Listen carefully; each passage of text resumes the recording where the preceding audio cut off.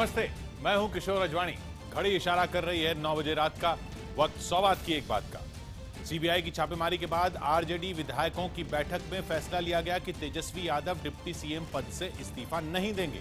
राहुल गांधी और चीन के राजदूत की मुलाकात पर सियासी घमासान के बीच कांग्रेस ने पहले तो इनकार किया, लेकिन बाद में मुलाकात की बात मान ली। जम्मू कश्मीर की महबूबा मुफ्ती सरकार गाड़ी के बोनट पर बांधकर घुमाए गए पत्थरबाज को 10 लाख रुपए का मुआवजा देगी। और चीन में बाढ़ की चपेट में आने से 4 मंजिला इमारत ताश के पत्तों की तरह ढह गई। जम्मू कश्मीर पुलिस मीडिया के सामने एक लड़के को पेश करने लगी जिसका चेहरा काले कपड़े से ढका हुआ था। पुलिस ने खुलासा किया कि जम्मू कश्मीर में आतंकी अपराधियों के साथ सांठगांठ कर रहे हैं और ऐसे ही एक अपराधी को पुलिस ने गिरफ्तार किया, जो कि मूल रूप से यूपी के मुजफ्फरनगर का रहने वाला है और साल 2011 से जम्मू कश्मीर में रह रहा है। जम्मू कश्मीर पुलिस के आईजी मुनीर अहमद ने प्रेस कॉन्फ्रेंस में मीडिया के सामने इस लड़के को पेश करते हुए दावा किया कि यूपी में इसका नाम संदीप कुमार शर्मा था और जम्मू कश्मीर में आने के बाद इसने अपना नाम बदलकर आदिल रख लिया। संदीप का इस्तेमाल आतंकी आपराधिक वारदात के जरिए पैसा जुटाने के लिए करते थे, लेकिन बाद में संदीप ने खुद भी आतंकी वारदात को अंजाम देना शुरू कर दिया। पुलिस दावा कर रही है कि छोटे मोटे अपराध करने के लिए जम्मू कश्मीर पहुंचा संदीप अब आतंकी बन चुका था और हाल ही में हुई 3 बड़ी आतंकी वारदात में शामिल था, जिनमें 3 जून को काजीगुंड में सेना के काफिले पर हुआ हमला शामिल है। 13 जून को अनंतनाग में जज के घर पर हुए हमले के बाद सुरक्षा कर्मियों से हथियार छीनने की घटना में संदीप शामिल था और 16 जून को 6 पुलिसकर्मियों पर हुए जानलेवा हमले में संदीप का हाथ था। इनके अलावा साल 2017 में ही एटीएम लूट की 5 वारदात में शामिल रहा था।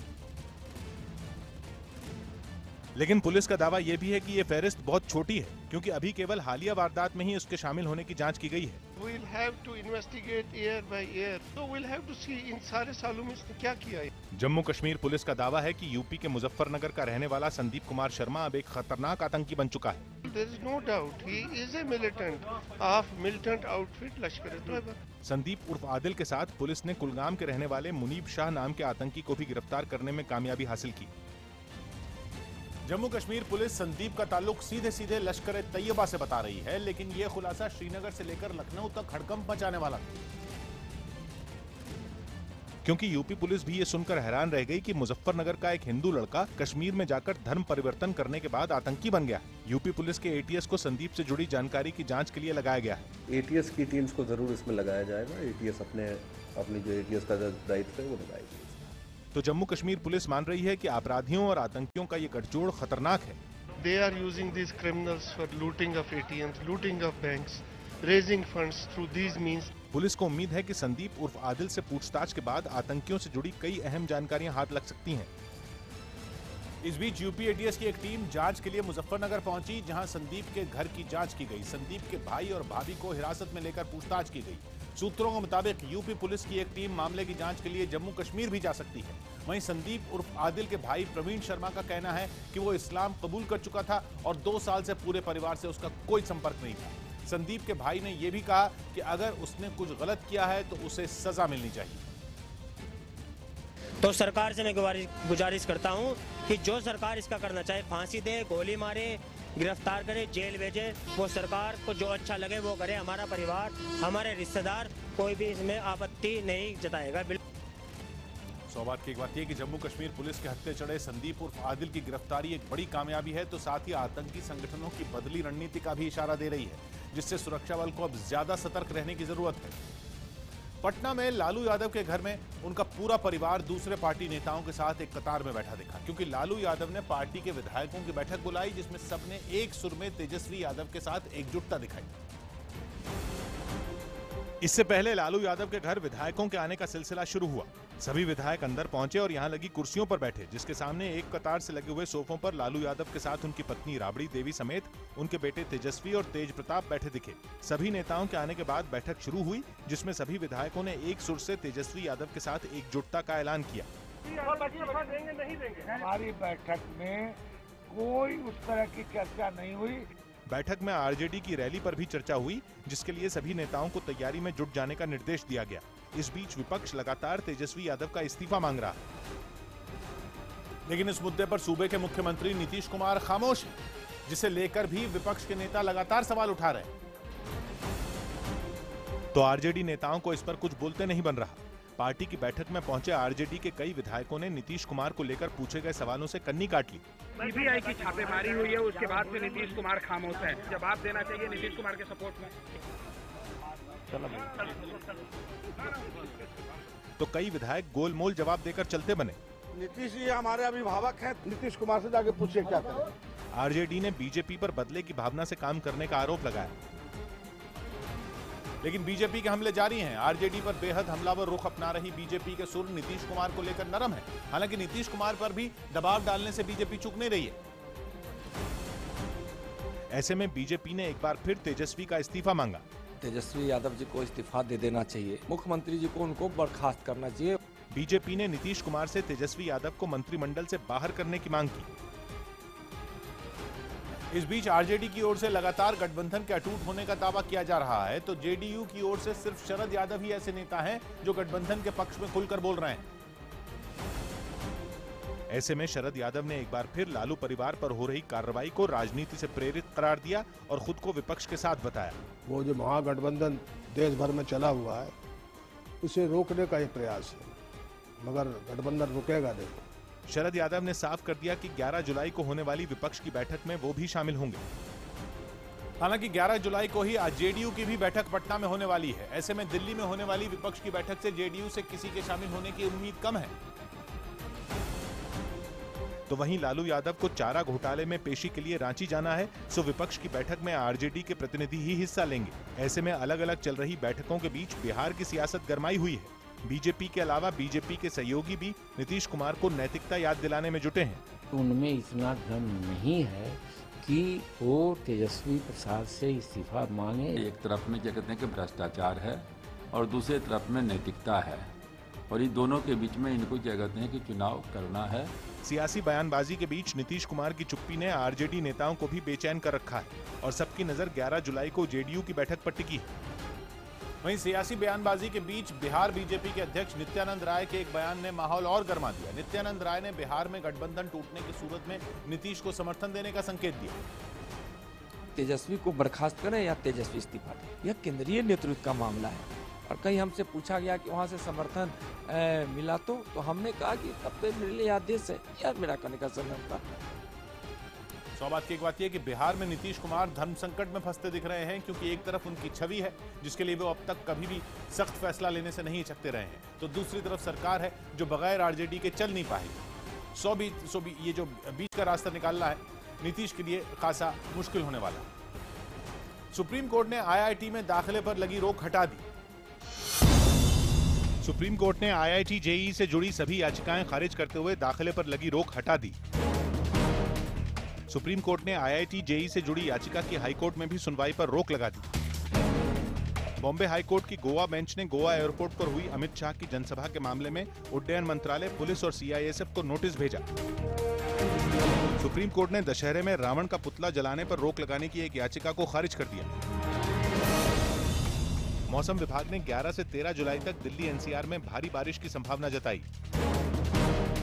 बिहार के रोहतास जिले में बिजली गिरने से 5 लोगों की मौत हो गई। यूपी के इलाहाबाद में लगातार 4 घंटे तक हुई बारिश की वजह से कई इलाके पानी में डूब गए। अरुणाचल प्रदेश के दोईमुख में भारी बारिश की वजह से लोगों को मुश्किल का सामना करना पड़ रहा है। सिक्किम में जमीन खिसकने से कई घरों को नुकसान पहुंचा। वेस्टइंडीज के खिलाफ टी20 में हार के बाद टीम इंडिया रैंकिंग में 5वें नंबर पर खिसक गई। वेस्टइंडीज के क्रिकेटर क्रिस गेल ने फिलहाल संन्यास से इनकार करते हुए 2021 में होने वाले टी20 वर्ल्ड कप तक खेलने की बात कही। जिम्बाब्वे ने आखिरी वनडे में श्रीलंका को 3 विकेट से हराकर सीरीज 3-2 से अपने नाम कर ली। फिल्म बादशाहों का डायलॉग प्रोमो जारी कर दिया गया। माहौल था दहशत का, मौका था किस्मत बदलने का। सुशांत सिंह राजपूत और सारा अली खान की फिल्म केदारनाथ अगले साल जून में रिलीज होगी। भारत में चीनी दूतावास की वेबसाइट पर राहुल गांधी और चीनी राजदूत की मुलाकात की खबर छपी, जिसके बाद कांग्रेस ने पहले इस खबर से इनकार किया, लेकिन देर शाम होते होते मान लिया कि राहुल गांधी चीन के राजदूत से मिले थे। इसकी वजह बनी चीनी दूतावास की वेबसाइट पर छपी यह खबर, जिसे बाद में दूतावास ने हटा लिया। इसमें राहुल गांधी और चीन के राजदूत के बीच मुलाकात की खबर छपी, जिसका कांग्रेस की ओर से तत्काल खंडन किया गया। लेकिन देर शाम होते होते कांग्रेस ने इस खबर की पुष्टि कर दी और इस मुद्दे पर बेवजह हंगामे का आरोप लगाया। चाइनीज एम्बेसडर क्यों? श्री राहुल गांधी भूटान के एम्बेसडर से भी मिले। सरकार के एजेंसी के द्वारा खबर प्लांट करना सरासर गलत है। कांग्रेस ने इसे सामान्य शिष्टाचार मुलाकात बताया, तो वहीं राहुल गांधी ने भी ट्वीट कर इस मुलाकात पर सफाई दी और लिखा कि ये मेरी जिम्मेदारी है कि पेचीदा मामलों पर जानकारी दूं। मैं पूर्व राष्ट्रीय सुरक्षा सलाहकार और कांग्रेस नेताओं के साथ चीन और भूटान के राजदूतों से मिला। राहुल गांधी ने आगे लिखा कि तनाव के दौरान 3 केंद्रीय मंत्री चीन में क्या करने गए थे। राहुल गांधी ने माना कि सीमा पर तनाव की जानकारी लेने के लिए वो चीन के राजदूत से मिले। ये मुलाकात 8 जुलाई को हुई। लेकिन कांग्रेस की ओर से जैसे ही इस मामले पर कबूलनामा सामने आया, बीजेपी भड़क उठी। खासकर बीजेपी नेता सुब्रमण्यम स्वामी ने बेहद तीखे अंदाज में राहुल गांधी को घेरा और कांग्रेस से स्पष्टीकरण देने की मांग की। ये यूटर्न से ज्यादा जो है इसको डिनाई करने की क्या जरूरत, और फिर कहना कि नहीं गए, फिर उसके बाद क्या यहाँ गए। कांग्रेस के इस यू टर्न पर लेफ्ट के नेता भी खासे नाराज दिखे। It is for the Congress party to explain their position. Why they denied first? Why they confirm now? D Raja ने कांग्रेस के रवैये पर सवाल उठाए। 100 बात की एक बात यह कि विपक्ष के नेताओं से विदेशी प्रतिनिधियों की मुलाकात नई बात नहीं है, लेकिन इस मामले में कांग्रेस ने शुरू में खबर को खारिज करने में हड़बड़ी दिखाई और खुद के लिए ही शर्मिंदा होने वाले हालात पैदा कर दिए। इस वक्त बड़ी खबर दे रहे हैं अनंतनाग से रिफत अब्दुल्ला, जहां स्पेशल ऑपरेशंस ग्रुप की पार्टी पर हमला हुआ है, जिसमें पुलिस का एक जवान घायल हो गया है। साथ ही इस दौरान वहां से अमरनाथ यात्रा की बस भी गुजर रही थी, जिसमें 2 यात्री भी हमले में घायल बताए जा रहे हैं। रिफत हमारे साथ है। रिफत, क्या खबर आ रही है वहां से? देखिए, बिल्कुल यहाँ पे कंफ्यूजन क्रिएट हुआ है अभी, क्योंकि जिस तरीके की फायरिंग हुई हाईवे पे हुई। कुछ जो आईजी से मैंने बात की, उन्होंने कहा ये एसओजी पार्टी पे, वहाँ पे एसओजी जो है पुलिस की, वहाँ पे फायरिंग हुई थी। लेकिन इस बीच यात्रा की एक बस जा रही थी, उसमें कुछ यात्री जख्मी हुए हैं। कुछ तो ऐसी भी रिपोर्ट्स मिल रही हैं कि कुछ यात्रियों की मौत की भी खबर है, लेकिन इसकी अभी कंफर्मेशन नहीं हो पा रही है, पुष्टि नहीं हो पा रही है। इसलिए कंफ्यूजन अभी लगातार बरकरार है।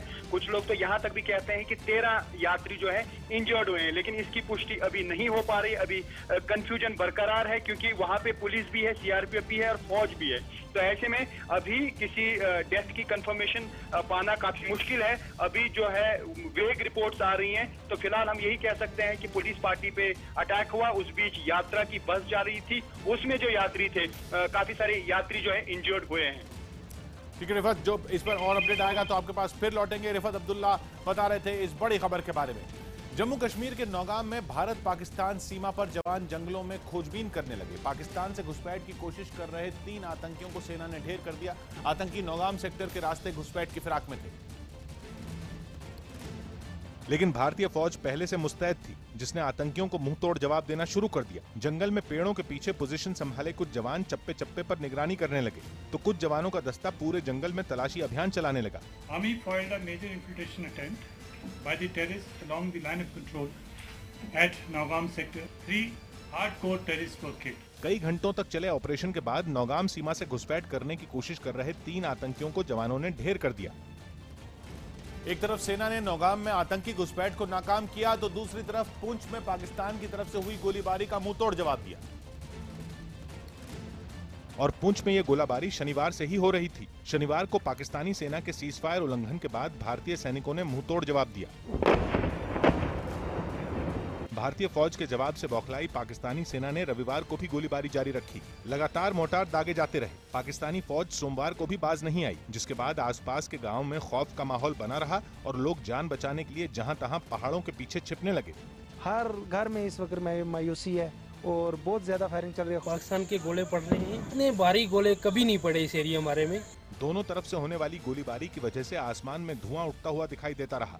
तो लगातार हो रही गोलीबारी की वजह से पुंछ से पीओके के रावलाकोट तक हर सोमवार जाने वाली बस सेवा को भी रद्द करना पड़ा। 100 बात की एक बात है कि फायरिंग की आड़ में आतंकवादियों की घुसपैठ कराना पाकिस्तानी सेना की पुरानी रणनीति है, लेकिन भारतीय जवानों की सख्ती से लगातार पाकिस्तानी सेना के मंसूबे नाकाम हो रहे हैं। सो बौखलाहट में वो नागरिक इलाकों को निशाना बना रहे हैं। यूपी सरकार जल्द ही सीएम हेल्पलाइन नंबर जारी करेगी। उत्तर प्रदेश सरकार भ्रष्टाचार की शिकायत दर्ज कराने के लिए सीएम हेल्पलाइन नंबर जारी करेगी। यूपी सरकार ने कांवड़ यात्रियों के रात में लाउडस्पीकर के इस्तेमाल पर रोक लगा दी। उत्तराखंड के सीएम त्रिवेंद्र सिंह रावत ने देहरादून में कांवड़ ऐप जारी किया, जिससे ट्रैफिक और मौसम की जानकारी मिलेगी। यूजीसी की सिफारिश के बाद केंद्र सरकार अब देश भर के कॉलेज में शिक्षकों का वेतन करीब 28% बढ़ाने पर विचार कर रही है। वाईएसआर कांग्रेस ने अपने घोषणा पत्र में वादा किया कि अगर 2019 में उनकी सरकार बनी तो आंध्र प्रदेश में शराबबंदी लागू कर दी जाएगी। केंद्र सरकार ने सुप्रीम कोर्ट को बताया कि मतदान मौलिक कर्तव्य नहीं है, इसलिए इसे अनिवार्य नहीं किया जा सकता। इंदौर क्राइम ब्रांच ने जज को आपत्तिजनक मैसेज भेजने के आरोप में बीजेपी नेता और नगरपालिका के उपाध्यक्ष विक्रम सेन को गिरफ्तार कर लिया। दिल्ली के सीएम अरविंद केजरीवाल ने एक ERTI पोर्टल लॉन्च करते हुए दावा किया कि इसके जरिए लोगों को घर बैठे हर जवाब मिलेगा। पश्चिम बंगाल के पूर्वी मिदनापुर में सीएम ममता बनर्जी ने एक थर्मल पावर प्लांट का उद्घाटन किया। राजस्थान के भरतपुर में अयोध्या में राम मंदिर बनाने के लिए खास लाल पत्थर का ऑर्डर दिया गया। खबर है कि सलमान के पिता सलीम खान ने घर पहुंचे फिल्म ट्यूबलाइट के वितरकों को भरोसा दिया कि सभी के नुकसान की भरपाई की जाएगी। संजय दत्त की जिंदगी पर बन रही फिल्म में रणबीर कपूर का लुक सामने आ गया, जिसमें रणबीर हूबहू संजय की तरह लग रहे हैं। फिल्म परमाणु द स्टोरी ऑफ पोखरण की शूटिंग के लिए जैसलमेर में रेतीले इलाके को मिलिट्री स्टेशन के रूप में तब्दील कर दिया गया। मेरठ के कोतवाली इलाके में भारी संख्या में पुलिस वाले गश्त करते नजर आए। यहां बाइक सवार बदमाशों ने सरेआम 2 लोगों की गोली मारकर हत्या कर दी। इसीलिए डबल मर्डर के बाद बड़ी तादाद में पुलिस वाले और अफसर मौके पर पहुंचे। इस दौरान पूरे इलाके में लोगों की भारी भीड़ जुट गई। हंगामे की आशंका देख पुलिस ने वहां दंगा नियंत्रण वाहन भी तैनात कर दिया और मौके पर मौजूद अधिकारी हालात पर काबू करने की कोशिश करने लगे। जानकारी के मुताबिक बाइक सवार बदमाशों ने वार्ड नंबर 66 के पार्षद आरिफ और उनके साथी शादाब को सरेआम गोलियों से भून दिया। इस हमले में पार्षद की मौके पर ही मौत हो गई, जबकि शादाब ने इलाज के दौरान अस्पताल में दम तोड़ दिया। पुलिस के मुताबिक इस हत्याकांड के पीछे पुरानी रंजिश की बात सामने आ रही है। इनकी पुरानी रंजिश चल रही है, पास्ट में भी कुछ मर्डर्स हुए हैं। बताया जा रहा है कि इस हत्याकांड को 2 बाइक पर सवार 4 हमलावरों ने अंजाम दिया। लेकिन सरेआम हुई इस गोलीबारी से पूरे इलाके में सनसनी फैल गई। इलाके में हालात न बिगड़े, इसके लिए भारी संख्या में पुलिस बल की तैनाती फौरन कर दी गई, क्योंकि थाने से चंद कदमों की दूरी पर इस हत्याकांड को अंजाम दिया गया। पुलिस के मुताबिक मृतक के परिजनों की शिकायत पर 8 लोगों के खिलाफ मामला दर्ज किया गया है। साथ ही परिवार वालों को सुरक्षा भी मुहैया कराई गई है। इनके परिजनों से बात की गई है, इन्होंने 8 लोगों को नामजद कराया है। इस हत्याकांड के आरोपियों को पकड़ने के लिए पुलिस ने कई टीमें बनाई हैं, जो अलग अलग पहलू से मामले की जाँच कर रही हैं। सौभाग्य की एक बात यह कि मेरठ में थाने से चंद कदमों की दूरी पर हुई इस वारदात ने अपराधियों के बुलंद हौसलों की तस्वीर दिखाई है, जो पुलिस के लिए बड़ी चुनौती है। ऐसे में पुलिस को जल्द से जल्द अपराधियों पर शिकंजा कसना होगा, ताकि लोगों के मन में कानून व्यवस्था के प्रति भरोसा कायम हो सके। हरियाणा के सैदोपुर में इंडियन नेशनल लोकदल के कार्यकर्ताओं ने ट्रैक्टर खड़ा कर हाईवे को जाम कर दिया। सतलुज यमुना लिंक नहर को लेकर INLD ने पंजाब हरियाणा के बॉर्डर पर प्रदर्शन किया और पंजाब से आने वाली गाड़ियों को रोक दिया। इसके लिए पंजाब हरियाणा बॉर्डर पर सैदोपुर इलाके में INLD के कार्यकर्ता सड़कों पर उतरे और पंजाब की ओर से आने वाले रास्ते पर ट्रैक्टर खड़ा कर दिया। इतना ही नहीं, भारी संख्या में जुटे समर्थक हाईवे पर ही बैठ गए और नारेबाजी करते हुए विरोध जताया। सतलुज यमुना लिंक नहर के जल्द निर्माण की मांग को लेकर INLD कार्यकर्ताओं ने यह प्रदर्शन किया, जिसकी वजह से जगह जगह वाहन खड़े दिखे। वहीं जींद में भी INLD के कार्यकर्ता सड़क पर उतरे। यहां भी पंजाब की सीमा पर सड़क जाम कर दी गई। भारी संख्या में जुटे कार्यकर्ताओं ने हाईवे पर ही टेंट लगा दिया और बैठ गए। प्रदर्शन के दौरान INLD नेता अभय चौटाला भी पहुंचे और आर पार की लड़ाई का ऐलान किया। जब तक पानी नहीं मिलेगा, लड़ाई को इससे भी ज्यादा अच्छे ढंग से और बड़ी संख्या में लोगों को साथ लेकर के लड़ेगी। INLD के आंदोलन की वजह से पंजाब और हरियाणा के बीच वाहनों की आवाजाही बिल्कुल ठप रही, जिसकी वजह से मुसाफिरों को खासी परेशानी झेलनी पड़ी। वहीं INLD के आंदोलन के बीच हरियाणा सरकार का भी बयान आया। राज्य सरकार ने INLD के आंदोलन को सियासी स्टंट करार दिया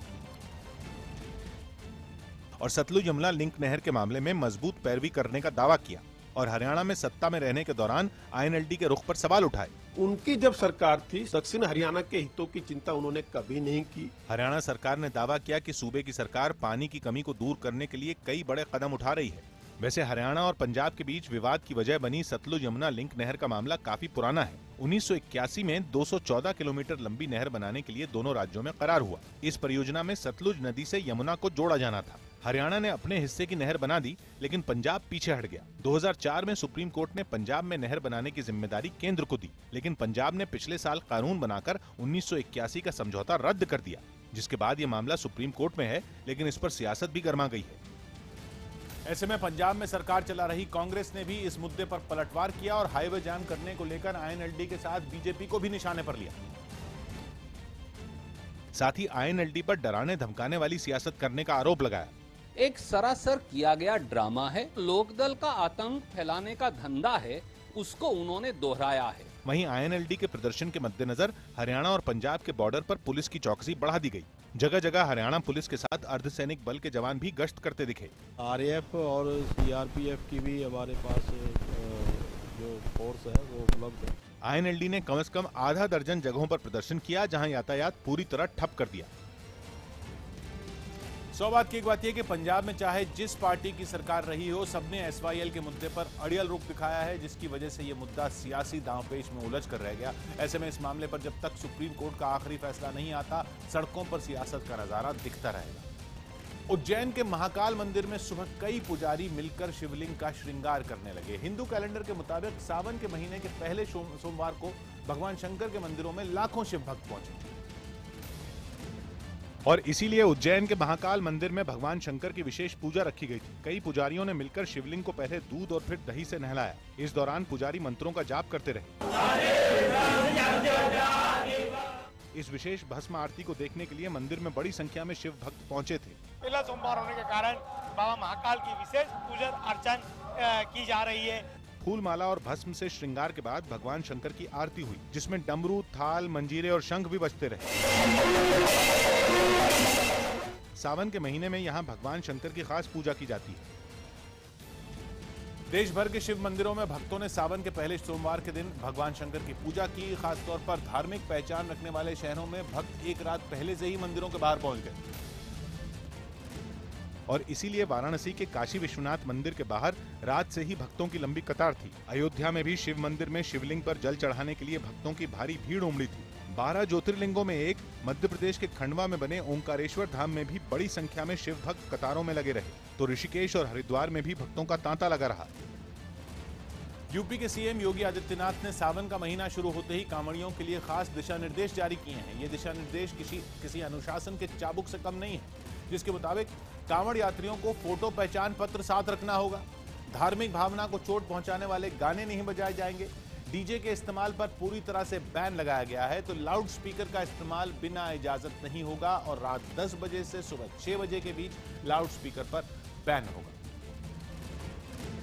ये सख्त दिशा निर्देश हर साल कांवड़ियों के हंगामे से जुड़ी खबरों के बाद एहतियात के तौर पर दिए गए हैं, तो सावन महीने में कांवड़ यात्रा के दौरान ट्रैफिक की दिक्कत न हो, इसके लिए तमाम जिलों में अधिकारियों ने खास तैयारी की है। ये कोशिश करेंगे कि श्रावण मास में होने वाली कांवड़ यात्रा पूरा शांतिपूर्ण ढंग से और सुंदर ढंग से हो। बैरिकेडिंग, जो ड्रोन्स हैं, सीसीटीवी कैमरेस, इन सभी का इस्तेमाल करके सुरक्षा के पूरे इंतजाम किए गए। यूपी सरकार की कोशिश ये है कि कांवड़ यात्रियों की वजह से न सड़कों पर ट्रैफिक को लेकर कोई दिक्कत हो, न ही धार्मिक यात्राओं में हुड़दंग हो सके। सौभाग्य की एक बात यह कि सावन में कांवड़ यात्रा का धार्मिक महत्व है, लेकिन हर साल कांवड़ यात्रा के दौरान छोटी छोटी बातों को लेकर हंगामा खड़ा हो जाता है। ऐसे में इस बार सरकार ने एहतियात के तौर पर सुरक्षा के कड़े इंतजाम किए हैं, ताकि पवित्र यात्रा में हंगामे की गुंजाइश खत्म की जा सके। बड़ी खबर अनंतनाग से अब दे रहे हैं रिफत अब्दुल्ला, जहां आतंकियों ने अमरनाथ यात्रियों को ले जा रही बस पर हमला किया है। इस हमले में 4 लोगों की मौत हो गई है, जबकि 10 लोग घायल बताए जा रहे हैं। हालांकि यात्रियों को ले जा रही बस अमरनाथ श्राइन बोर्ड में रजिस्टर्ड नहीं थी। हमले की सूचना मिलते ही सीआरपीएफ के जवान मौके पर पहुंच गए हैं। रिफत, वहां से क्या खबर आ रही है अब? देखिए, जो पुलिस की कंफर्मेशन मिल रही है, अभी 4 यात्रियों की मौत हुई है, लेकिन बताया यह जा रहा है कि 2 बटिंगु है, वो हाईवे पे वाक़ा है अनंतनाग में, वो 2 अलग अलग जगहों पे फायरिंग हुई। पहले पुलिस पार्टी जो थी, एसओजी की पार्टी, वहां पे फायरिंग हुई है और उसके बाद जो सीआरपीएफ की पार्टी थी उस पे फायरिंग हुई है और जो क्रॉस फायरिंग हुई है, क्रॉस फायरिंग के बीच में ये बस आई है यात्रियों की। पुलिस का कहना है कि ये यात्रियों पे अटैक नहीं था, बल्कि सीआरपीएफ की पार्टी पे अटैक था, जिसके बीच में ये जो है उसकी जद में ये बस आ गई, जिसमें 4 यात्रियों की मौत हुई है और कई 10 से ज्यादा यात्री जो है घायल हैं, जिनमें से कुछ लोगों की जो है कंडीशन तशवीशनाक बताई जा रही है, क्रिटिकल है। तो ऐसे में हो सकता है किसी और की भी डेथ हो सकती है, लेकिन अभी पुलिस ने 4 यात्रियों की डेथ कंफर्म कर दी है और इस पूरे एरिया में अभी घेराबंदी की गई है और जो यात्री हैं उन्हें हॉस्पिटल पहुंचाया जा रहा है इलाज के लिए। कुछ लोगों को अनंतनाग लिया गया और कुछ लोगों को श्रीनगर के हॉस्पिटल रेफर किया गया है। शुक्रिया रिफत आपका। तो ये बड़ी खबर देते हुए रिफत अब्दुल्ला, और अपडेट के लिए रिफत के पास फिर जाएंगे। महाराष्ट्र के नागपुर में एक नाव पर सवार कुछ युवक शराब के नशे में मौज मस्ती करते नजर आए। यहां नाव पलटने से 11 लोग तालाब में डूब गए, जिनमें 7 की मौत हो गई। लेकिन इस हादसे से पहले एक नाव पर सवार 11 दोस्त आपस में मौज मस्ती कर रहे थे। जानकारी के मुताबिक सब एक दोस्त के जन्मदिन के मौके पर पिकनिक मनाने के लिए यहां पहुंचे थे। इसी दौरान नाव की सैर का मोबाइल से वीडियो बनाने लगे। पानी के बीच में बहुत क्या बताऊं। लेकिन फोटो खिंचवाने के चक्कर में नाव का संतुलन बिगड़ गया और वो पलट गई। इसके बाद सभी 11 युवक तालाब में डूबने लगे। लोगों के मुताबिक पिकनिक स्पॉट नहीं होने के बाद भी प्रशासन की ओर से यहाँ घूमने पर कोई रोक टोक नहीं है। तो यहाँ पे कोई ऐसी सुरक्षा का कोई ये इंतजाम नहीं है, बोटिंग की व्यवस्था नहीं है, तब भी यहाँ पे कोई मना ही नहीं करता कुछ। चश्मदीदों का आरोप है कि नाव पर सवार युवकों ने शराब पी रखी थी। ड्रिंक करके थे एक तो, और जो स्थानिक लोग थे वो ड्रिंक करके नहीं थे, उनकी वजह से ये हादसा हुआ। इस हादसे की खबर लगते ही पूरे इलाके में हड़कंप मच गया और हादसे की जानकारी मिलते ही पुलिस और बचाव दल मौके पर पहुंचा। हादसे के बाद 3 लोग तैरकर बाहर आ गए, जबकि तालाब में डूबे बाकी लोगों की तलाश के लिए बड़े पैमाने पर राहत और बचाव कार्य शुरू किया गया। इस दौरान आसपास के लोगों ने भी तलाश के काम में बचाव दल की मदद की। पुलिस के मुताबिक हादसे के शिकार हुए लोग मछली पकड़ने वाली नाव पर बैठकर घूमने गए, तभी वो पलट गई। इम्बैलेंस होने की वजह से बोट उल्टी हो गई, उसमें से 11 लोग पानी में गिर गए।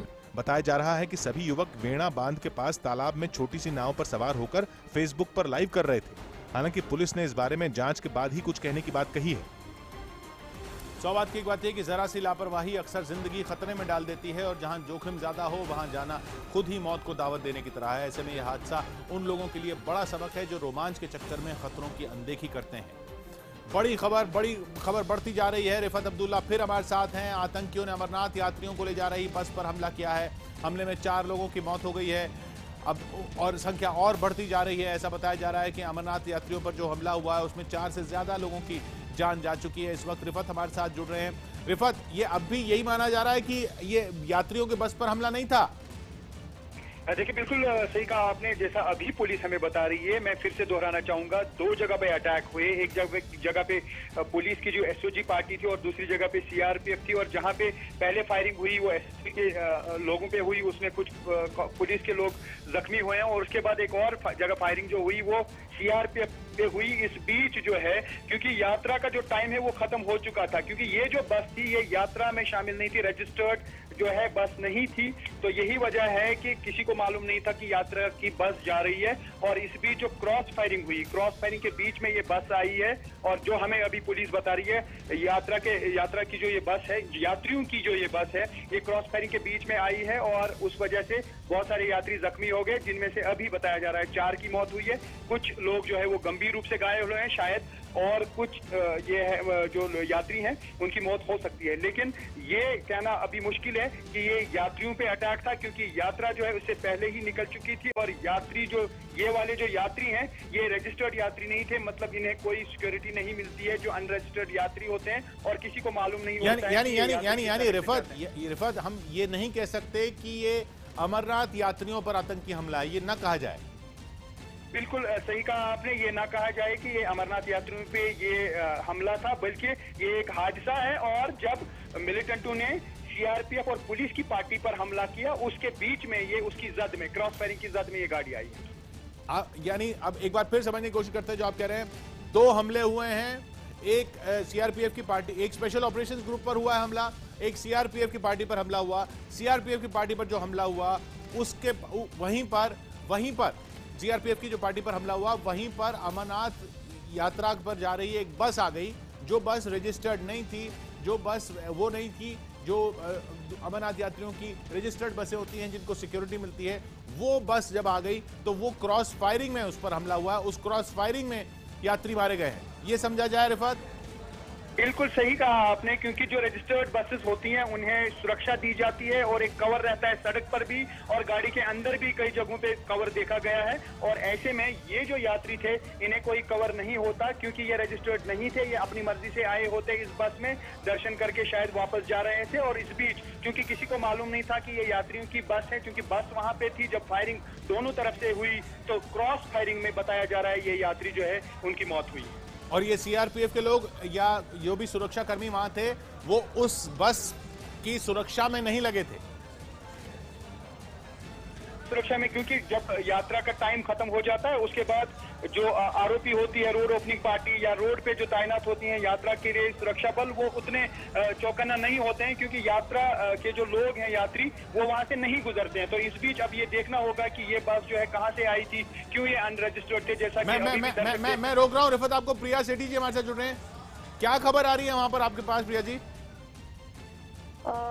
बहुत ही दुखद घटना है कि अमरनाथ यात्रियों के ऊपर जो है हमला हुआ है, और मतलब अफसोसजनक बात है कि हम बहुत ज़्यादा सुरक्षा दे भी पा रहे हैं, ऐसी बात नहीं है। हमारे जो कॉन्वॉयज हैं पूरी सुरक्षा के घेरे के अंदर जा रही है। हमारी होम मिनिस्ट्री या हमारे जो नहीं, ये हमें रिफत हमारे साथी हैं वहां पर, वो बता रहे हैं कि ये शायद बस पर हमला नहीं था, ये सीआरपीएफ के कॉन्वॉय पर हमला था और उसकी चपेट में ये बस भी आ गई है। जी बिल्कुल, ये अनरजिस्टर्ड बस थी, और ये बस जो थी, क्योंकि जो अभी काफिला जिस तरह जाता है वो दोनों कॉन्वॉयज के साथ भी जाता है, नंबर ऑफ बसेस भी पता होते हैं, पूरा कॉन्वॉय के साथ जो यात्री होता है पूरा रजिस्टर होके जाता है। बट अनफॉर्चुनेटली ये जो बस थी, ये बस रजिस्टर्ड नहीं थी और कहीं भी जो थी वो कॉन्वॉय के साथ नहीं थी। तो मुझे लगता है कि उसी वजह से जो है ये जो इंसिडेंट हुआ है, और ये बौखलाहट है हमारे जो बुरहान वानी के जो एग्रेशन के ऊपर ये जो 8 से लेकर 13 तक ये लोग मना रहे थे, वो इतना सक्सेसफुल नहीं रह पाया, और जो हमारी पाकिस्तान की फोर्सेस हैं वो भी एक आघात महसूस कर रही थी। तो उसी का रिपरकशन जो है कहीं ना कहीं इन लोगों ने हमारे यात्रियों पर दिखाया है। बट अगर ये रजिस्टर्ड होती बस और ये कहीं ना कहीं काफिले के साथ होती, कॉन्वॉय के साथ होती, तो पूरी सुरक्षा जो है हमारे मुस्तैद जो हमारी आर्मी फोर्सेज है, पैरामिलिट्री फोर्सेज जिस पे लगी हैं, वो बहुत मुस्तैदी से काम कर रही थी। नहीं ये इसको क्या समझा जाए कि क्योंकि ये रजिस्टर्ड नहीं थी बस, इसलिए सुरक्षा नहीं थी, इसलिए मौका मिल गया इस पर हमला करने का, या जिस तरह से जिस तरह से पूरा जो था अमरनाथ यात्रा को टारगेट करके लिया गया हुआ था पिछले दिनों में, और पूरी सुरक्षा की व्यवस्था हम लोग कर रहे थे, चाहे हमारी होम मिनिस्ट्री है, हमारी जो डिफेंस मिनिस्ट्री है, वो सारी मुस्तैदी के साथ इस यात्रा को कोऑर्डिनेट कर रही थी। और आपने देखा होगा कि जो हमारा सपना है कश्मीर के अंदर आतंकवाद खत्म हो, बहुत सारे आतंकवादी मारे गए, बहुत सारी चीजें जो है 1 महीने के अंदर अंदर बहुत कुछ हुआ है, उसका रिप्रिकॉशन जो था उन्होंने कहीं ना कहीं इस पे निकाला है। यानी मैं आपकी बात से ये समझ रहा हूँ कि आप ये कह रही हैं कि अमरनाथ यात्रियों की बस को टारगेट किया गया है क्योंकि अनरजिस्टर्ड थी, इसलिए इसको टारगेट किया गया है, क्योंकि इसके साथ उतनी सुरक्षा नहीं थी जितनी होनी चाहिए, इसलिए इसको टारगेट किया गया, या टारगेट सुरक्षा बल थे और उनको टारगेट करने के लपेटे में ये बस आ गई है? बिल्कुल, जो सीक्वेंस ऑफ इवेंट्स आप देख रहे हैं पिछले कुछ महीनों में चल रहा है, वो सुरक्षा बलों की टुकड़ियों पे ही टारगेट होता है, और कहीं ना कहीं उनके कॉन्वॉयज पे टारगेट होता है। तो कहीं ना कहीं इसको लेकर हम लोग ले रहे हैं, इनकी पूरी अपडेट ले रहे हैं कि क्या हुआ है, मेजर कॉज क्या था, इसके ऊपर पूरी अपडेट ली जा रही है। शुक्रिया प्रिया जी आपका। तो जम्मू कश्मीर के पर्यटन मंत्री प्रिया सेठी बताते हुए कि ये शायद ये एक तो हमला, एक तो ये समझने की बात है कि हमला अमरनाथ यात्रियों की ऐसी बस पर हुआ है जो श्राइन बोर्ड से रजिस्टर्ड नहीं थी। यानी जो श्राइन बोर्ड से रजिस्टर्ड होती हैं बसें, वो बसें चिन्हित होती हैं कि ये बसें अमरनाथ यात्रियों की हैं, उनको एक सुरक्षा दी जाती है तय मापदंडों के हिसाब से। उस तरह की सुरक्षा इस बस के साथ नहीं थी।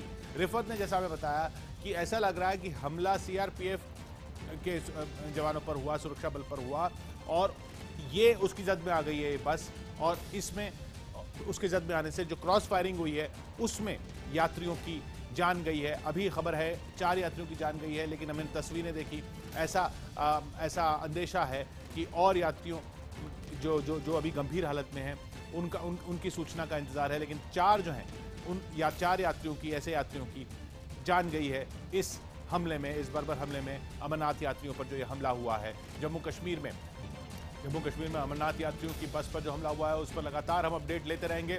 उधर मुंबई में बीसीसीआई के दफ्तर में वीवीएस लक्ष्मण और सौरव गांगुली पहुंच गए आज, और टीम इंडिया के कोच पद पर सस्पेंस अभी कुछ दिन और बना रहेगा। क्रिकेट सलाहकार समिति ने कोच पद के दावेदारों के नामों पर कई घंटे माथापच्ची की, और इसीलिए दोपहर में वीवीएस लक्ष्मण बीसीसीआई दफ्तर पहुंचे। लिफ्ट का बटन दबाया लेकिन लिफ्ट नहीं आई तो सीढ़ियों से चले गए। थोड़ी देर में गांगुली भी बीसीसीआई हेडक्वार्टर्स पहुंच गए। घंटों चली मीटिंग में 5 लोगों का इंटरव्यू हुआ। इनमें वीरेंद्र सहवाग, रवि शास्त्री, लालचंद राजपूत, टॉम मूडी और रिचर्ड पाइबस का नाम शामिल था। लेकिन रेस सहवाग और शास्त्री के बीच मानी जा रही थी। सहवाग का इंटरव्यू 2 घंटे तक चला और रवि शास्त्री ने स्काइप से इंटरव्यू दिया। लेकिन जब ऐलान करने के लिए बीसीसीआई की क्रिकेट सलाहकार समिति सामने आई तो कोच के नाम पर सस्पेंस खत्म नहीं हुआ, क्योंकि सौरव गांगुली ने ऐलान कर दिया कि फिलहाल कोच के नाम पर फैसला नहीं लिया गया। We will hold on for the time being for the announcement of the coach. हालांकि इससे पहले उन्होंने कप्तान से बातचीत न होने की दलील दी और ये भी कहा कि कोच पद पर जल्दबाजी इसलिए नहीं हो सकती क्योंकि कोच 2019 वर्ल्ड कप तक के लिए चुना जाना है। We want to speak to Virat Kohli once he's back from America. Saurav के मुताबिक विराट कोहली ने अपनी राय सलाहकार समिति को नहीं दी है, लेकिन सूत्रों के मुताबिक विराट की पसंद केवल रवि शास्त्री ही हैं। 100 बात की एक बात यह है कि एक बेहतर टीम के लिए कप्तान और कोच के बीच शानदार तालमेल भी होना जरूरी है। इसीलिए कोच का चयन करने वाले पैनल ने सभी पहलुओं पर विचार करने के लिए थोड़ा और वक्त लिया है, क्योंकि इस बार के कोच का सफर 2019 के वर्ल्ड कप तक रहने वाला है। यूपी विधानसभा में मंगलवार को बजट पेश किया जाएगा। उत्तर प्रदेश के वित्त मंत्री राजेश अग्रवाल मंगलवार को विधानसभा में बजट पेश करेंगे। यूपी के संत कबीर नगर में पिछले 24 महीने से वेतन न मिलने का आरोप लगाते हुए गांधी आश्रम के कर्मचारी भूख हड़ताल पर बैठ गए। वित्त मंत्री अरुण जेटली ने दिल्ली में टैक्स भरने में मदद करने से जुड़ा एक ऐप लॉन्च किया। केंद्रीय ऊर्जा मंत्री पीयूष गोयल ने चेन्नई में तमिलनाडु के मुख्यमंत्री के पलनीसामी से मुलाकात की। आगरा में शिव सैनिकों ने ताजमहल के पास सावन के पहले सोमवार के मौके पर पूजा की।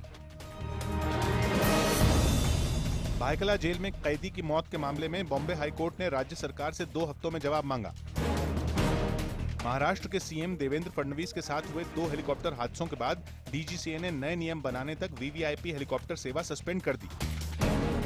मुंबई में हुई मॉडल कृतिका चौधरी की हत्या के मामले में पुलिस ने 2 आरोपियों को गिरफ्तार कर लिया। महाराष्ट्र के नागपुर में किताब और बैग की मांग पूरी न होने पर 7वीं क्लास के एक छात्र ने खुदकुशी कर ली। यूपी के गाजीपुर में एक दारोगा ने नशे में गोली मारकर खुदकुशी कर ली। इलाहाबाद में एक गाड़ी में लगी आग पर काफी मशक्कत के बाद काबू पा लिया गया। अनुष्का शर्मा की फिल्म परी अगले साल 9 फरवरी को रिलीज होगी। अभिनेत्री सुमिता सान्याल के निधन पर ममता बनर्जी समेत कई लोगों ने दुख जताया। फिल्म आनंद में काम कर चुकी अभिनेत्री सुमिता सान्याल का रविवार को 72 साल की उम्र में दक्षिण कोलकाता में निधन हो गया था।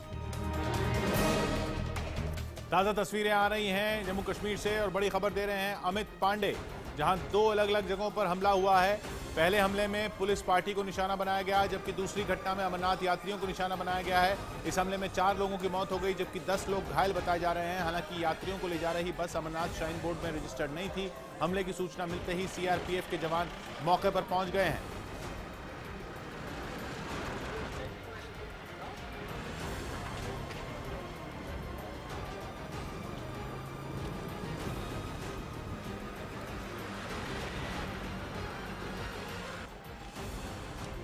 रिफत हमारे साथ जुड़ रहे हैं। रिफत, हमारी अमित प्रिया सेठी जी से बात हुई, उनको अभी शायद उस तरह की जानकारी अभी पुख्ता नहीं थी कि हमला डायरेक्टली सीधे तौर पर अमरनाथ यात्रियों पर किया गया है या नहीं।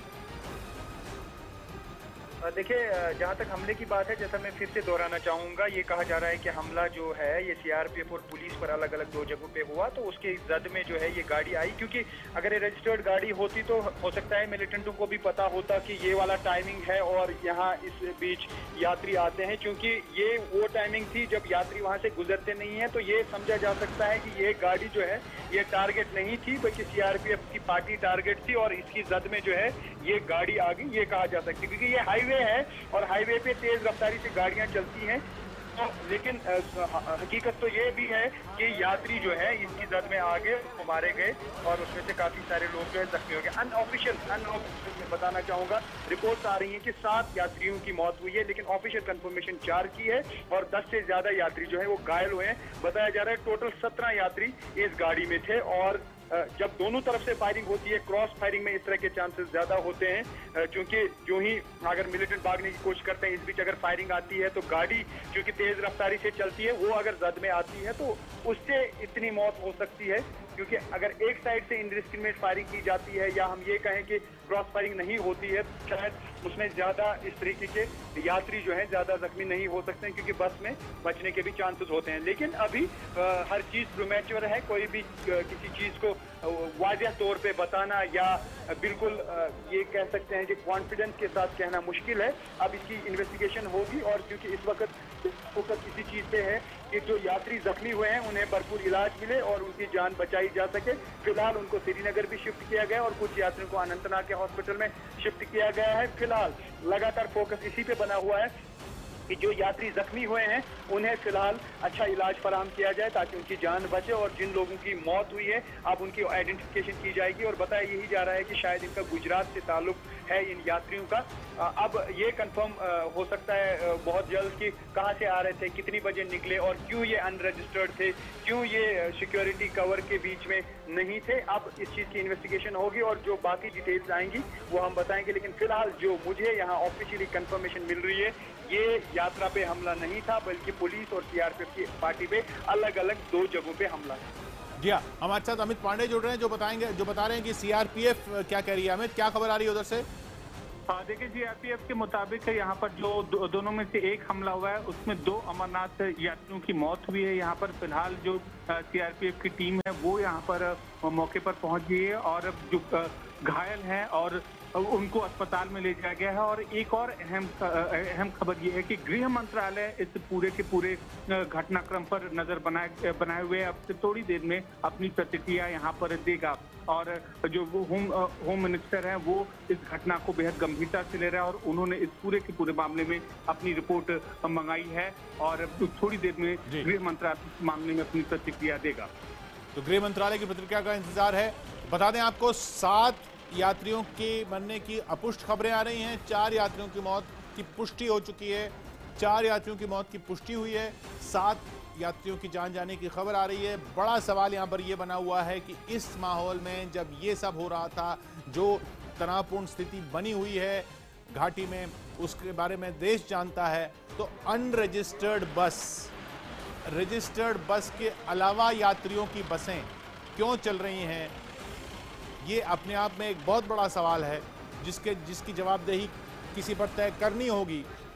कि श्राइन बोर्ड जब यात्रियों की बसें रजिस्टर करता है, यात्रियों को रजिस्टर किया जाता है कि ये यात्री एक साथ चलेंगे, कॉन्वॉय दिया जाता है, सिक्योरिटी दी जाती है अमरनाथ यात्रियों को, तो फिर इस तरह से बस क्यों जा रही थी जो रजिस्टर्ड ही नहीं थी?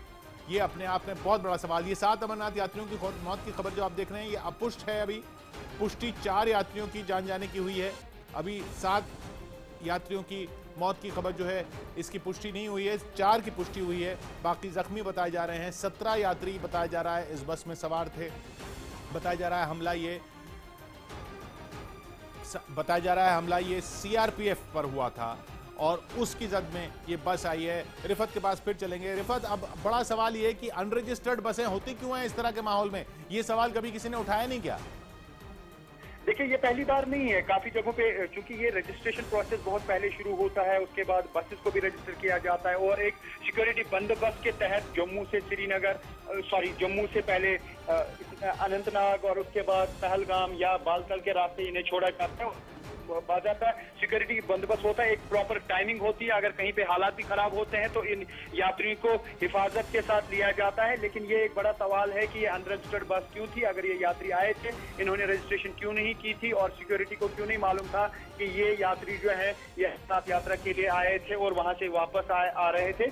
इसमें हो सकता है गलती उन्हीं की हो, यात्रियों की, लेकिन इन्हें एलो किसने किया, दर्शन कैसे किए इन्होंने, उसके बाद कैसे वापस आए, शायद ये जांच का विषय है, इसमें जांच हो सकती है। लेकिन मैं फिर से बताना चाहूंगा, एक प्रोसेस चलता है। पहले जम्मू से जो है अनंतनाग की तरफ रवाना किया जाता है। अनंतनाग पहुंचने के बाद, खन्नाबल पहुंचने के बाद कुछ यात्री हैं वो पहलगाम के रास्ते से जाते हैं, कुछ यात्री जो हैं वो बालतल के रास्ते से जाते हैं। तो अलग अलग लोगों को अलग अलग तरीके से जो है सिक्योरिटी कवर प्रोवाइड किया जाता है। एंड रूट पूरे जहां तक भी ये यहाँ यात्रा का रूट है वो सिक्योरिटी प्रोवाइड की जाती है। उनको जगह जगह पे सीआरपीएफ, फौज, पुलिस को तैनात किया गया है। और ये जो टाइमिंग है इसी पे ज्यादा फोकस होता है। अगर हम ये माने कि 10 बजे से 12 बजे तक कहीं यात्रा को पास करना है, अगर 20 गाड़ियां हैं, ये 20 रजिस्टर्ड होती हैं, तो इन्हें बाकायदा एक सिक्योरिटी कवर दिया जाता है। कई जगहों पे तो आगे भी एक सिक्योरिटी की गाड़ी होती है, पीछे भी एक सिक्योरिटी की गाड़ी होती है। और जो खास तौर से रास्तों पे, जो खास तौर से जो रास्ते हैं, वहां पे चप्पे चप्पे पे सिक्योरिटी फोर्सेस को तैनात किया जाता है। हो सकता है ये जो सिक्योरिटी फोर्सेस पे जो फायरिंग हुई ये वहां पे तैनात होते, लेकिन किसी को मालूम नहीं था कि वहां से यात्रियों की गाड़ी आएगी। मिलिटेंटों ने फायरिंग की सीआरपीएफ पर। ये मैं फिर से दोहराना चाहूंगा, जो हमें ऑफिशियली कंफर्मेशन हो रही है पुलिस की तरफ से भी और सीआरपीएफ के जो सोर्सेस हैं उनका भी यही कहना है कि जो एसओजी थी पुलिस, वो एसओजी की पार्टी और सीआरपीएफ की पार्टी टारगेट थी, न कि यात्रियों की बस। जैसा हम ये भी समझ सकते हैं कि अगर हम ये मान के भी चलें कि ये जो यात्री हैं ये टारगेट थे, लेकिन किसी को मालूम नहीं है, जब सिक्योरिटी फोर्सेस को मालूम नहीं है कि यात्रियों की बस आ रही है, जो अनरजिस्टर्ड यात्री उसमें आएंगे, तो शायद मिलिटेंटों को भी उस चीज का अंदाजा नहीं हो सकता था, क्योंकि उन्हें भी टाइमिंग का मालूम रहता होगा कि कितने बजे यात्री जाएंगे, कितने बजे आएंगे। और मिलिटेंट ग्रुप्स ने यहाँ पे ये भी हमेशा कहा है कि यात्रियों को वो कभी भी हार्म नहीं करेंगे। हालांकि हर तरफ से इस तरह की जो है एश्योरेंसेज आई हैं, अलगाववादी नेताओं तक ने भी इस तरह के स्टेटमेंट्स दिए हैं कि यात्री यात्रा के लिए आए हैं, दिल खोल के हम उनका स्वागत करेंगे, लेकिन वो कभी भी टारगेट नहीं हो सकते हैं। तो ऐसे में शायद जांच होगी कि आखिर ये अटैक हुआ कैसे और यात्रियों की मौत कैसे हुई इतनी ज्यादा तादाद में। अगर हम ये माने अनऑफिशियली, तो मैं फिर से दोहराना चाहूंगा कि अगर 7 यात्रियों की मौत हुई तो इतनी इनडिस्क्रिमिनेट फायरिंग 2 साइड से हुई या 1 साइड से हुई, ये भी जांच का विषय है। लेकिन ये बात बिल्कुल सच है कि यात्री जो है, यात्रियों की मौत हुई है, लेकिन यात्री अनरजिस्टर्ड थे, ना ही शाइन बोर्ड की तरफ से उन्हें रजिस्ट्रेशन मिली थी और ना ही ये बस रजिस्टर्ड थी, वरना इसे सिक्योरिटी दी जाती और सिक्योरिटी बंदोबस्त के तहत ये क्रॉस करते हाईवे। मैं आपको बताना चाहूंगा, थोड़ा सा जो हमारे दर्शक हैं कंट्री में, मैं उन्हें समझाना चाहूंगा कि ये नेशनल हाईवे है। ये अनंतनाग के थोड़ा सा आगे बटंगू एक इलाका आता है, वहां पर ये अटैक हुआ है सिक्योरिटी फोर्सेस पर, जिसकी जद में ये यात्रियों की बस आई, बड़ी बस बताई जा रही थी। और ये जो हाईवे है ये काफी बिजी रहता है, उस साइड से गाड़ियां आती हैं, तो हो सकता है ये गाड़ी बीच में फंसी हो, या क्योंकि यहाँ के लोग, अगर मैं ये समझता हूँ कि लोकल जब सुनते हैं कि फायरिंग है अपने हिसाब से भागने की कोशिश करते हैं, हो सकता है ये उतना घबराया हुआ हो ये ड्राइवर जो बाहर का था, तो गाड़ी को आगे नहीं ले पाया, जिसकी जद में ये फायरिंग की जद में ये यात्री आगे। लेकिन अभी कुछ भी कहना प्रीमैच्योर है, लेकिन इस चीज को मैं फिर से दोहराना चाहूंगा, जो सिक्योरिटी फोर्सेस का कहना है, जो सूत्रों का कहना है कि मिलिटेंटों ने जो फायरिंग की वो सीआरपीएफ पे की और साथ ही पुलिस की पार्टी पे की। तो अब इन्वेस्टिगेशन होगी और पता चल पाएगा कि हुआ क्या है। फिलहाल मैं पहले भी कह चुका हूँ, फोकस इस वक्त यही है कि जो यात्री जख्मी हुए हैं उन्हें बेहतर से बेहतर इलाज मिले। कुछ लोगों को श्रीनगर शिफ्ट किया गया और कुछ लोग जो है उनका इलाज अनंतनाग में जारी। यह तस्वीर हम देख रहे हैं उधमपुर की भी, जहां सुरक्षा बढ़ा दी गई है। चप्पे चप्पे पर जम्मू कश्मीर में सुरक्षा जरूर बढ़ा दी गई है, लेकिन सवाल अब भी यही बना हुआ कि ये हमला कैसे हुआ। ये हमला हुआ है, जैसा रिफत बता रहे हैं और सुरक्षा बलों के सूत्र भी बता रहे हैं, ये हमला हुआ पुलिस की स्पेशल ऑपरेशन ग्रुप की पार्टी पर एक हमला, और दूसरा हमला सीआरपीएफ के जवानों पर। और वहीं पर ये अनंतनाग से थोड़ा सा आगे नेशनल हाईवे पर जगह बटंगू, जैसा बताया रिफत ने, वहां पर एक अमरनाथ यात्रियों की बस भी आ गई। वो बस जो रजिस्टर्ड नहीं थी मतलब वो अपनी तरफ से ये यात्री निकले हुए थे। इसके बारे में अमरनाथ श्राइन बोर्ड को जानकारी नहीं थी, इसके बारे में सरकार को जानकारी नहीं थी, प्रशासन को जानकारी नहीं थी, क्योंकि जो जानकारी देके यात्री जाते हैं, रजिस्टर होके जो यात्री जाते हैं, वो यात्री उनको सुरक्षा मिलती है। तनवीर सादिक साहब हमारे साथ जुड़ रहे हैं, नेशनल कॉन्फ्रेंस के प्रवक्ता हैं। तनवीर साहब, ये बस पर हमला नहीं हुआ बताया जा रहा है, यात्रियों को हमला नहीं किया गया है, लेकिन सीआरपीएफ पर हमला किया गया है, जिसकी जद में अमरनाथ यात्री आ गए हैं। ये कैसे हो सकता है? ये क्यों होती हैं ये अनरजिस्टर्ड बसें, और इस तरह से यात्री कैसे जाने दिए जा सकते हैं इस वक्त रात में जम्मू कश्मीर में? देखिए, इस वक्त जितनी भी हम इसकी निंदा करें उतनी कम होगी। ये जो यात्री है, चाहे वो रजिस्टर्ड थे नहीं थे, वो बात की बात है। अभी वो लोग एज पिलग्रिम्स आए थे कश्मीर, उन पे अटैक करना, ये पहली बात तो एक सोशल फैब्रिक जो जम्मू कश्मीर का है, ये उस पर भी एक अटैक है। क्योंकि अगर आप देखेंगे जो कश्मीरी मुस्लिम हैं वो भी इस यात्री के साथ जुड़े हैं सालों से। अब इस पे जब अटैक होता है तो इसका मतलब है कि कहीं न तो कहीं ये एक प्लान है किसी तरीके से इसको डीरेल करना, किसी तरीके से इनिशिएट करना। आपकी नजर में टारगेट बनाए गए हैं यात्री? बिल्कुल बनाए गए। मेरे हिसाब से ये एक this is a dark day for this. जो प्रशासन की तरफ से कहा जा रहा है, जो दलील दी जा रही है कि यात्री टारगेट पे नहीं। हमें न्यूज चैनल में पता चल रहा है कि इसका पहले भी अलर्ट किया गया था, तो कहीं ना कहीं मैं कहूंगा ये सरकार की भी विफलता साबित होती है। लेकिन जो भी इस हमले के पीछे शामिल हैं, हम सरकार से यही कहेंगे उन पे कड़ी कार्रवाई की जाए। और हाँ, जो यात्रा पीछे पेंडिंग है, अभी यात्रा आने के लिए कुछ लोग वहाँ पे फंसे हैं, उनकी सुरक्षा के कड़े इंतजाम किए जाए ताकि वो सुरक्षा पूर्वक वापिस अपने अपने घर में वापिस आ सके। देखिए, यहाँ पे तो सुरक्षा के कड़े इंतजाम कर दिए गए हैं, सुरक्षा बल यहाँ पे पूरे मुस्तैद हो चुके हैं। लेकिन कश्मीर में क्या हालात है उसको लेकर के हम कहीं ना कहीं चिंतित हैं कि वहाँ पे जो यात्री है वो पूरी तरह सेफ नहीं है। तनवीर सादिक साहब, फिर मैं आपके पास आऊंगा। तनवीर सादिक हमारे साथ जुड़े हुए हैं, एनसी के प्रवक्ता। तनवीर साहब, आप कह रहे हैं ये टारगेट किया गया है, यानी आप प्रशासन जो दलील दे रहा है उसको नहीं मान रहे हैं? प्रशासन कह रहा है कि पिलग्रिम्स को टारगेट नहीं किया गया था। इसके बात है, मैं सिर्फ ये बोल रहा हूँ कि जो हमें आप लोगों के द्वारा जो भी न्यूज आ रही है उससे ये पता चल रहा है कि यात्रियों को मारा गया है, वो उनको टारगेट किया गया, इसीलिए उसके बेसिस में अभी नहीं जाना चाहिए। इसमें तो इस वक्त हम सबको एक साथ इसकी निंदा करनी चाहिए। देखिए, आप देखिए 3 अटैक होते हैं उस एरिया में, इससे आपको ये पता चलता है कि डिटोरिएट कितनी हो गई है सिचुएशन। इसीलिए इसके पीछे एक प्लान मुझे लगता है, जिससे आप ये पूरा एटमॉस्फेयर को विशिएट करना चाहते हैं। ये एक प्लान है।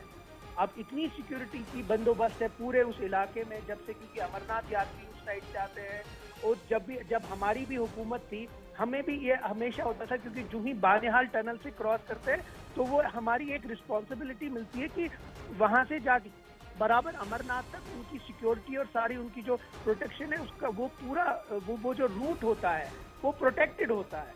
अब अगर मिलिटेंट उसके बावजूद भी अटैक करते हैं, ये तो मैं कहता हूँ ये तो वर्स्ट फॉर्म ऑफ टेररिज्म है, और ये हमें देखना चाहिए। अभी हम न मैं किसी गवर्नमेंट पे उंगली उठाना चाहता हूँ, न मैं किसी प्रशासन पे कुछ कहना चाहता हूँ, बट इस वक्त हम सबको जुड़ के इसकी निंदा करें। जी, तनवीर सादिक साहब, शुक्रिया आपका। एनसी नेता तनवीर सादिक, जिनका कहना है कि ये अपने आप में एक पहली बार एक तरह से हो रहा है कि कभी अमरनाथ यात्रियों को नहीं निशाना बनाया गया, और ये अगर इस तरीके से उनकी जान जा रही है अमरनाथ यात्रियों की आतंकी हमलों में जम्मू कश्मीर में, तो ये अपने आप में एक बहुत खतरनाक संकेत। अनंतनाग से आगे पटंगू इस जगह पर यह हमला हुआ है, नेशनल हाईवे पर। रिफत हमारे साथ लगातार बने हुए हैं। रिफत, और कोई अपडेट आ रहा है इस पर? देखिए, अपडेट लगातार वही है, क्योंकि सिक्योरिटी बढ़ा दी गई है। मैं आपको बता दूं, पूरे एरिया को कॉर्डन ऑफ किया गया है। इससे साफ जाहिर है कि जम्मू कश्मीर में कोई सरकार नाम की चीज नहीं है। एक ही रास्ता है कि वहाँ फौरी तौर पर गवर्नर रूल लगाइए, और धारा 370 के तहत ये संशोधन हो सकता है, और गवर्नर रूल ही एक रास्ता है जम्मू कश्मीर को उग्रवादियों से बचाने का, और कोई रास्ता नहीं।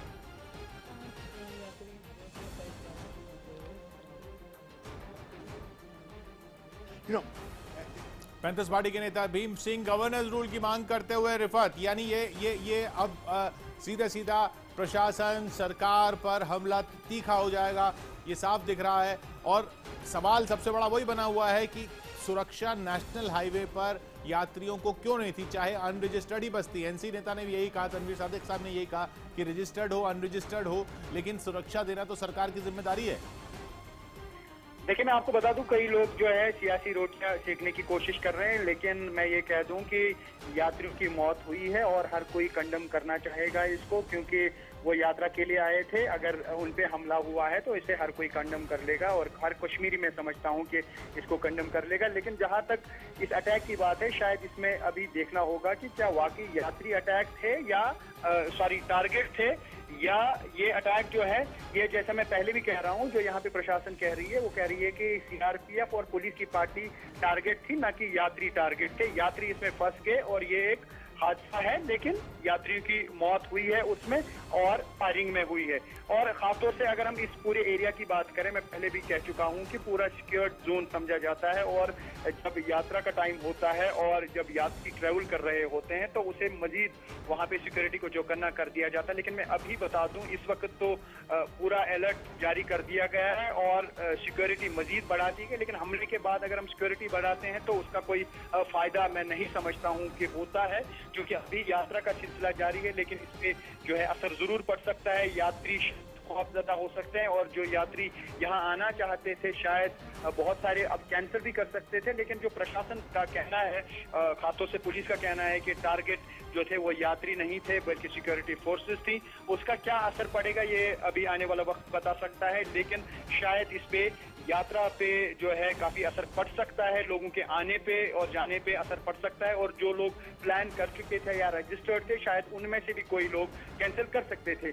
अब देखना ये होगा कि यहाँ की एडमिनिस्ट्रेशन किस तरह का आश्वासन दिला देती है या सिक्योरिटी के किस तरह से मजीद इंतजाम किए जाएंगे, जिससे ये अंदाजा लगाया जा सकता है शायद यात्री जो है यहाँ आने में हिचकिचाएंगे नहीं। लेकिन यहाँ पे इंटेलिजेंस इनपुट्स पहले से ही थे कि यात्रियों पे अटैक हो सकता था। लेकिन कई जो है, मैं पहले भी कह चुका हूँ, यहाँ के लोग जो हैं, खास तौर से जो मकामी लोग हैं, वो हमेशा वेलकम करते हैं यात्रियों का और चाहते हैं कि यात्री यहाँ पे खुशी खुशी आएं। और आपको मैं बता दूं, चाहे नहीं, इसमें दो बातें रिफत।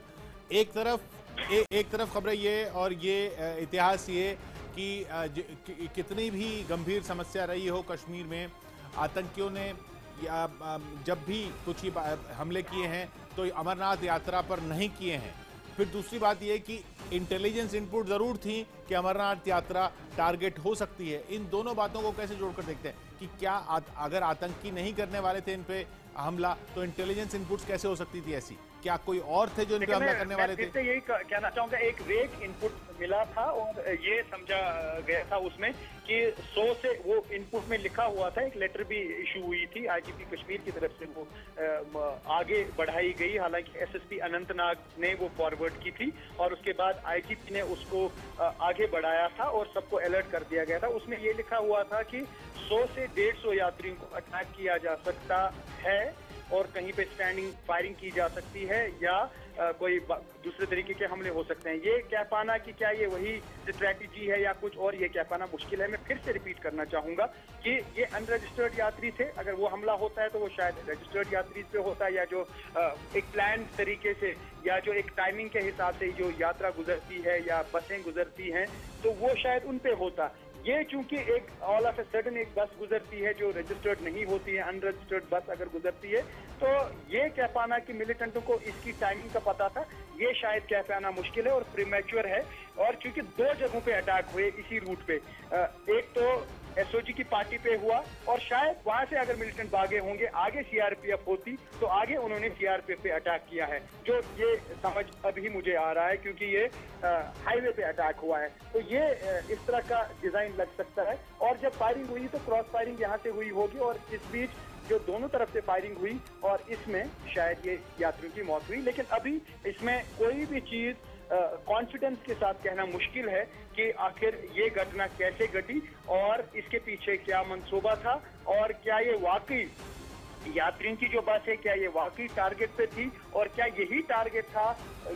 लेकिन समझा ये जा रहा है कि सीआरपीएफ टारगेट थी, ये क्या कहना अभी मुश्किल है। लेकिन देखिए रिफत, इसमें एक बात तो है कि टारगेट यात्री थे या टारगेट यात्री नहीं थे। हकीकत यह है कि यात्रियों की जान गई, यात्रियों पर गोलीबारी हुई, चाहे वो गोलीबारी के बीच में फंसे या उनको निशाना बनाकर गोलीबारी हुई, लेकिन यात्रियों की जान गई है, यात्री घायल हुए हैं और बस वहाँ थी, चाहे वो रजिस्टर्ड थी अनरजिस्टर्ड थी। अब अमरनाथ यात्रियों की जान जाना इस माहौल में ये अपने आप में जो कश्मीर में जो तनाव बना हुआ है उस तनाव को और बढ़ाएगा ही। बिल्कुल सही कहा आपने, ये बिल्कुल तनाव बढ़ाएगा और ये दर्शाता है कि हालात वाकई खराब हैं। और मिलिटेंसी, खास तौर से अगर मैं साउथ कश्मीर की बात करूं, मैं रिपीट करता आया हूं कि मिलिटेंसी वहां पे है और रोज बरोज मिलिटेंसी बढ़ती जा रही है और नए लोग जो है मिलिटेंट्स ज्वाइन कर रहे हैं। हालांकि काफी मिलिटेंट जो है वो एनकाउंटर्स में मारे गए हैं, लेकिन मिलिटेंट्स की तादाद अभी भी कम नहीं हुई है। 90 से 100 या 110 मिलिटेंट अभी है जो सक्रिय है वहाँ पे, जिसमें लश्कर भी है, जिसमें जैश के भी है और एचएम की ज्यादा कंसंट्रेशन वहाँ पे है और लोकल मिलिटेंट ज्यादा है। जबकि अभी हमारे पास रिपोर्ट यही है कि 270 से 280 मिलिटेंट जो हैं वो अभी कश्मीर घाटी में एक्टिव हैं, जिसमें फॉरेन मिलिटेंट्स की तादाद ज्यादा है, लेकिन उनकी डोमिनेंस जो है वो ज्यादा नॉर्थ कश्मीर में है, चाहे वो बांडीपोरा हो, चाहे वो बारामुल्ला हो या कुपवारा हो। लेकिन अगर हम साउथ कश्मीर की बात करें, वहाँ पे लोकल मिलिटेंट्स की डोमिनेंस ज्यादा है, उसमें लश्कर भी है, जैश भी है और उसमें खासतौर से एचएम भी है और एचएम में ज्यादा तादाद यहाँ पे समझी जा रही है। तो ये कह पाना है कि मिलिटेंसी कम हो गई है या मिलिटेंट अटैक नहीं कर सकते, इसको रूल आउट नहीं किया जा सकता है, क्योंकि सिक्योरिटी फोर्सेस तो पहले ही निशाने पे हैं मिलिटेंटों के। और इतनी न सिर्फ बीएसएफ, सीआरपीएफ या पुलिस पे फायरिंग होती है, बल्कि आर्मी की कॉन्वॉइज पे फायरिंग होती है। और हाल ही में आपने देखा पांता चौक के करीब सीआरपीएफ की गाड़ी गुजर रही थी और वहां मिलिटेंटों ने खड़ा होकर फायरिंग की और उसके बाद डीपीएस स्कूल में पनाह ली। वो भी यही रूट जाता है, हाईवे का ही रूट है। तो मिलिटेंट कहीं पे भी फायरिंग कर सकते हैं, कहीं पे भी सिक्योरिटी फोर्सेस को निशाना बना सकते हैं, क्योंकि उनका जो है मकसद ही वही है कि वो कहीं पे भी सिक्योरिटी फोर्सेस को निशाना बनाएं। और अगर हम फॉरेन मिलिटेंट्स की बात करें, वो भी ये कोशिश करते हैं कि कहीं पे भी वो फिदाइन अटैक अंजाम दें, वो कैंप्स में घुसे। आज ही की अगर हम बात करें तो लाइन ऑफ कंट्रोल पे 3 मिलिटेंट मारे गए नौगाम सेक्टर में, जो घुसपैठ की कोशिश कर रहे थे। तो घुसपैठ की कोशिशें भी जारी है, उस पार जितने भी मिलिटेंट हैं वो इस पार आने की कोशिश में लगे हैं। तो अगर हम कुल मिला के बात करें तो ये कहना मुश्किल है कि यहाँ पे मिलिटेंसी जो है वो जी और ज्यादा हुई है, मैं ये कह सकता हूँ। रिफत, और प्रशासन पर तो सवाल उठेगा ही कि अनरजिस्टर्ड बस है। अगर अनरजिस्टर्ड बस है तो है क्यों? अगर अमरनाथ यात्रा पर इस तरह का आतंकी अलर्ट पहले से था तो हर यात्री वहां पर सुरक्षा में ही जाना चाहिए था। अब ये कि भाई रजिस्टर होंगे यात्री तभी सुरक्षा मिलेंगी और बाकी यात्री अपने आप अपनी मर्जी से अलग अपने हिसाब से भी चलते रहेंगे, ये ऐसी स्थिति होनी ही क्यों चाहिए? इस पर सरकार की सख्ती क्यों नहीं हो सकती थी? देखिए किशोर, बिल्कुल सही कहा आपने। इतना ही नहीं बल्कि फौज ने, सीआरपीएफ ने और पुलिस ने ये आश्वासन दिया था कि अमरनाथ यात्री किसी भी सूरत में खौफ महसूस ना करें, वो आए, उनके लिए यहाँ पे सिक्योरिटी के सख्त इंतजाम किए गए। फौज के जीओसी तक ने ये स्टेटमेंट्स दिए। और चाहे हम 15 कोर जीओसी की बात करें या विक्टर फोर्स या किलो फोर्स, जितने भी यहाँ पे बड़े बड़े ऑफिसर है आर्मी के या पुलिस के या सीआरपीएफ के, वो बार बार ये स्टेटमेंट देते रहे कि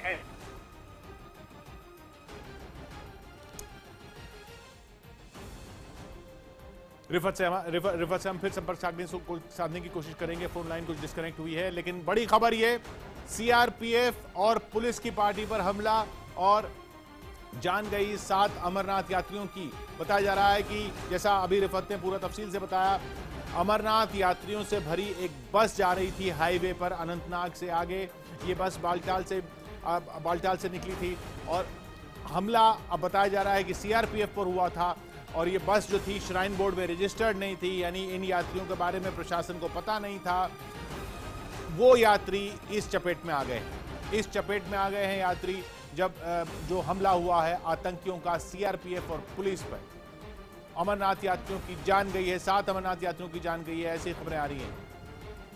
अमित पांडे हमारे साथ जुड़ रहे हैं दिल्ली से, जो बता रहे हैं कि गृह मंत्रालय में क्या हलचल है। अमित, क्या अभी आप बोल रहे थे अपडेट आने वाला है वहां से कुछ? देखिए, 3 अहम इसमें डेवलपमेंट हुए हैं। गृह मंत्रालय ने आला अधिकारियों को इस मामले में तलब किया है। पहली चीज। दूसरी चीज, ये एक आतंकवादी हमला है। गृह मंत्रालय के सूत्रों के मुताबिक आतंकवादी हमला है और उनके मुताबिक लश्कर ने इस हमले को अंजाम दिया है। और इस बात की भी पूरी संभावना है कि एक ही ग्रुप ने इस दोनों घटनाओं को अंजाम दिया है।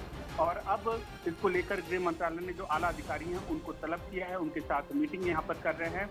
और अब आगे की स्ट्रैटेजी कैसी है, तो क्योंकि 2 से 3 जत्थे जो है अमरनाथ यात्रा के, वो उनको रवाना कर दिया गया है और काफी जो जत्थे हैं उनको अभी और आने वाले दिनों में भेजा जाने वाला था। तो उनकी सुरक्षा कैसे सुनिश्चित की जाए और आगे कैसे इस घाटी की जो सुरक्षा व्यवस्था है उसको कैसे चाक चौबंद किया जाए, उस पर विचार चल रहा है। तब इसमें एक और अहम बात ये है कि जो जम्मू कश्मीर के जो डीजीपी थे, हमारे यहाँ पर करीब 6 जुलाई के आसपास वो आए थे। उन्होंने गृह मंत्रालय में बैठक की, करीब 2 दिन तक दिल्ली में रुके थे। उसके बाद वहां गए थे, सिक्योरिटी सिचुएशन को वहां पर रिव्यू किया जाता है और वहां पर फोर्सेस की जो तैनाती थी 15 से 20% जो फोर्सेस हैं पूरी घाटी में, उसको बढ़ाया गया था। बावजूद इसके अब ये हमला यहाँ पर हुआ है, तो अब बेहद गंभीरता से गृह मंत्रालय यहाँ पे दिया है, यहाँ पर इस घटना को ले रही है और एक अहम बैठक चल रही है। जी शुक्रिया अमित आपका। तो जैसा अमित पांडे ने बताया कि गृह मंत्रालय का मानना है कि लश्कर तैयबा का हमला है ये गृह मंत्रालय का मानना है कि हमले के पीछे लश्कर है। NSA Ajit Doval south block पहुंच गए हैं। सरकार पूरी गंभीरता से ले रही है इस बड़ी खबर को। हमले की जानकारी प्रधानमंत्री को दे दी गई है। हमला जो हुआ है अमरनाथ यात्रियों पर, गृह मंत्रालय ने अधिकारियों को तलब किया है और ये प्रशासन जरूर कह रहा है कि हमला सीआरपीएफ था और उसकी जद में ये अमरनाथ यात्रियों से भरी बस आ गई है। लेकिन अपने आप में ये एक बड़ी खबर इस तनावपूर्ण माहौल में कश्मीर के कि आतंकवादी हमले में अमरनाथ यात्रा पर गए लोग, उनकी जान गई है। इस बड़ी खबर पर हम बने हुए हैं, बड़ी खबर पर हम बने हुए हैं। आप बने रहिए न्यूज़ 18 इंडिया के साथ।